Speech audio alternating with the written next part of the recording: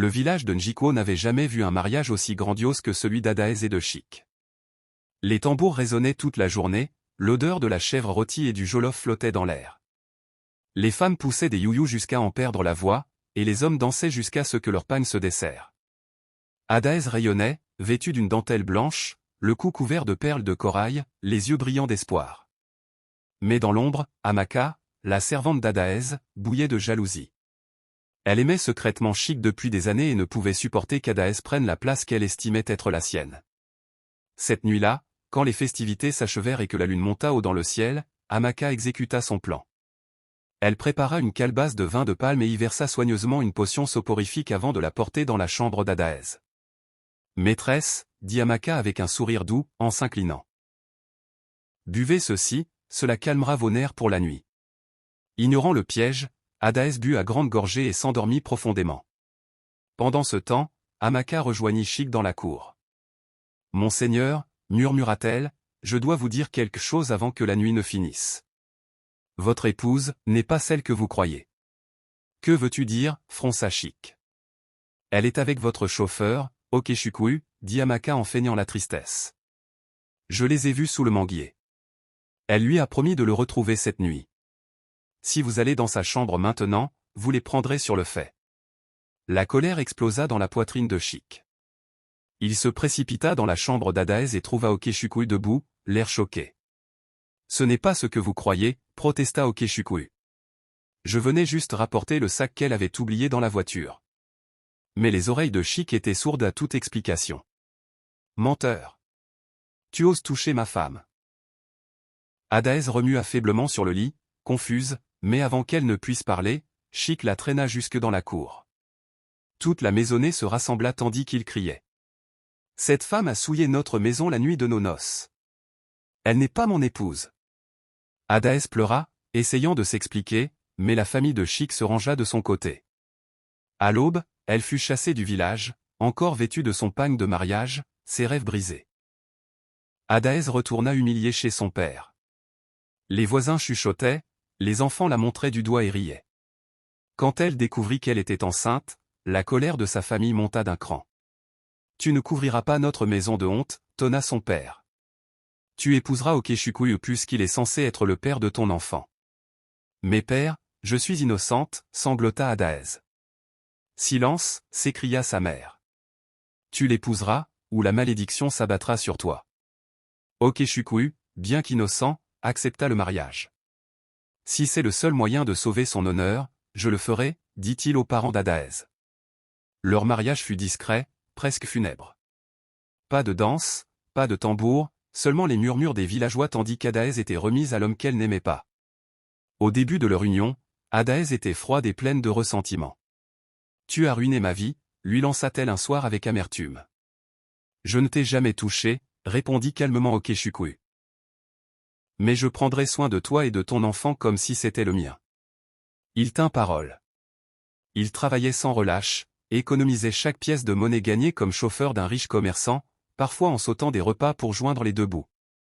Peu à peu, Adaez remarqua ses sacrifices silencieux, comment il lui laissait sa portion de nourriture pendant sa grossesse, comment il restait éveillé la nuit pour l'éventer quand elle transpirait de fièvre.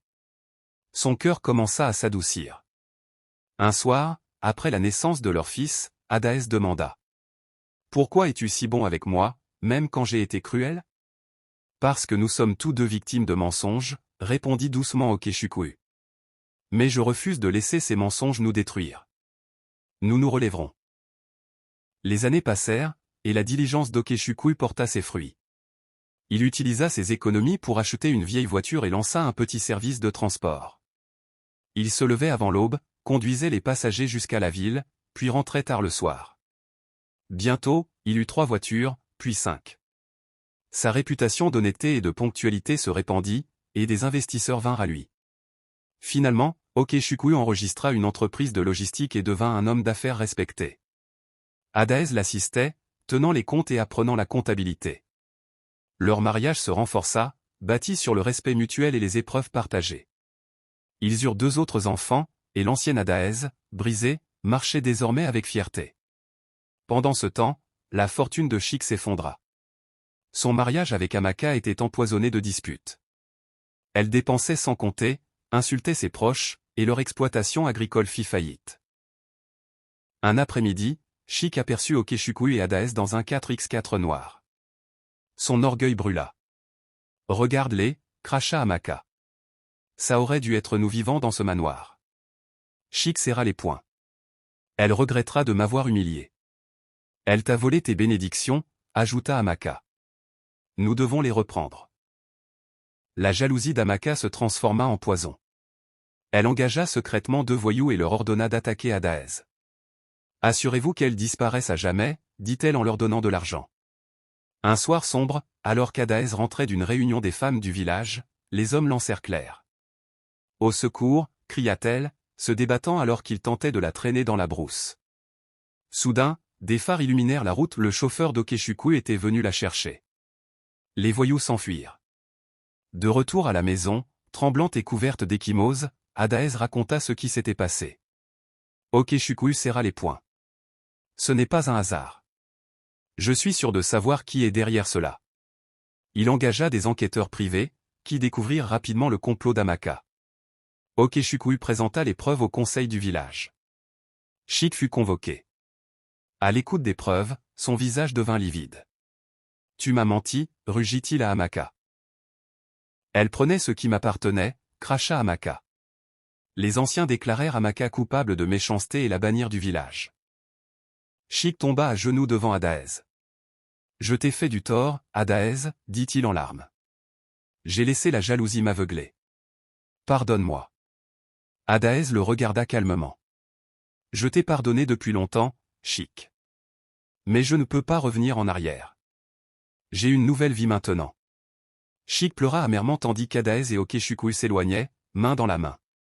Ce soir-là, ils s'assirent sur le balcon de leur belle maison, regardant le coucher de soleil. « Vois-tu, mon amour, » dit Okechukwu. « Ils ont essayé de nous détruire, mais nous sommes devenus plus forts. » Adaez sourit doucement. « Nous avons choisi l'amour plutôt que l'amertume.